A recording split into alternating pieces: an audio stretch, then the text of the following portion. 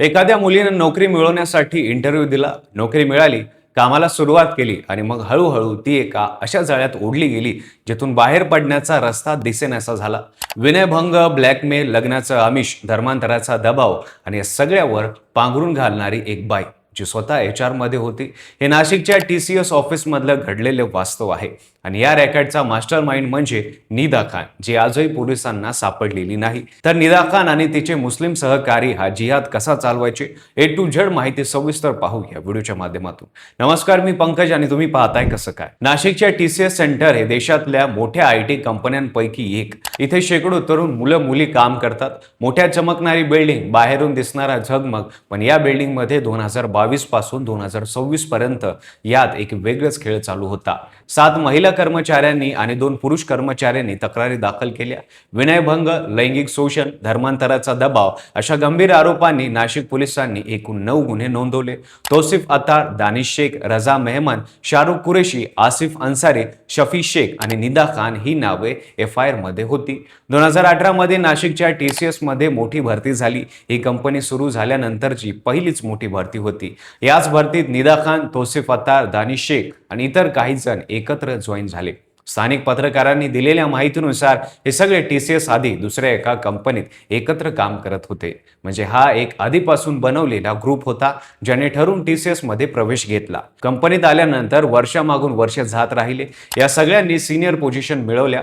तौसिफ आणि Danish team leader झाले आणि निदा खान गेली HR मध्ये. हे पद अत्यंत महत्त्वाचं होतं कारण भरती करणं, कर्मचाऱ्यांच्या तक्रारी हाताळणं, बदल्या करणं या सगळ्या गोष्टी HR मार्फतच होतात. आणि याच पदाचा गैरवापर करत निदाने एक संपूर्ण रॅकेट उभं केलं.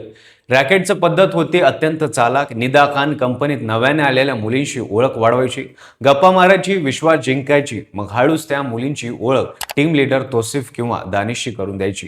हे माझ्या ओळखीचे आहेत, चांगले आहेत असं म्हणत ती या मुलींना न कळत एका जाळ्यात ओढत होती. आणि यात सर्वात महत्त्वाचं म्हणजे तौसिफ विवाहित होता. तौसिफला 2 मुले आहेत. ही गोष्ट ती पीडितांपासून लपवायची, कधी सांगायची नाही त्यांना.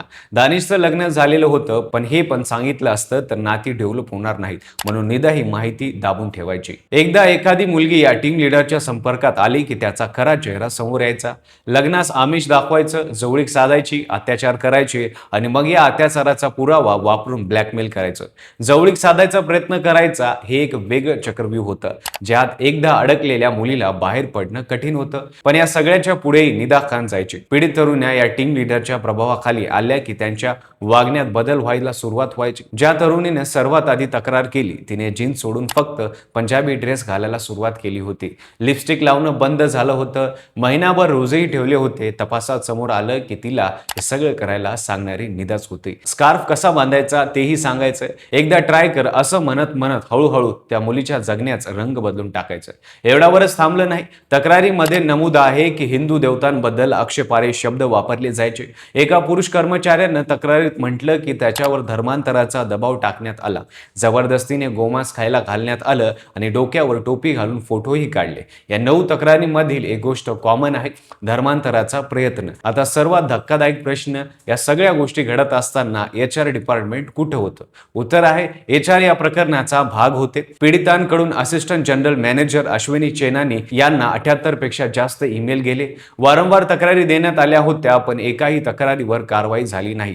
उलट पीडित महिलांनाच धारेवर धारण्यात आलं. तर निदा खान नाशिकच्या HR टीम मध्ये असताना तक्रार करणाऱ्या मुलींवर कामाचा ताण वाढवत होती असंही तपासात आलं समोर. म्हणजे ज्या यंत्रणेकडे दाद मागायची तीच यंत्रणा पीडितांविरुद्ध उभी होती. स्थानिक पत्रकारांनी दिलेल्या माहितीनुसार तौसिफ आणि निदाचे प्रेम संबंध होते. तौसिफचं लग्न झालेलं असतानाही हे संबंध सुरू होते का? आणि त्याच तौसिफनं दुसऱ्या मुलींवर लग्नाचा आमिष दाखवून अत्याचार केले तेव्हा निदानं हे का घडू दिलं? हा प्रश्न पोलिसांनाही आहे.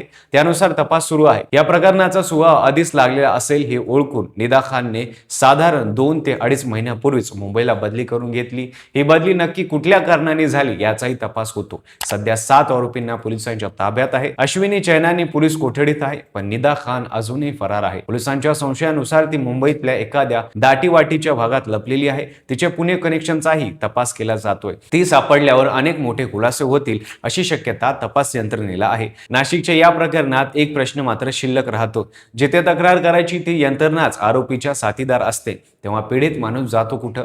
78 ईमेल्स, असंख्य तक्रारी, वर्षानुवर्ष सहन केलेला त्रास आणि शेवटी न्याय मिळाला तो केवळ धाडस दाखवल्यामुळे. निदा खान फरार आहे, पण खरा प्रश्न आहे की अशा रॅकेट्स इतके वर्ष निर्धोकपणे चालतात कसे, आणि आपण हे यापुढे चालू देणार का?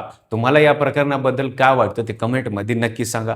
व्हिडिओ आवडला असेल तर लाईक करा, चॅनलवर नवीन असल्यास चॅनल सबस्क्राईब करा आणि बेल आयकॉनला दाबायला विसरू नका आणि पाहत राहा फक्त कसं काय.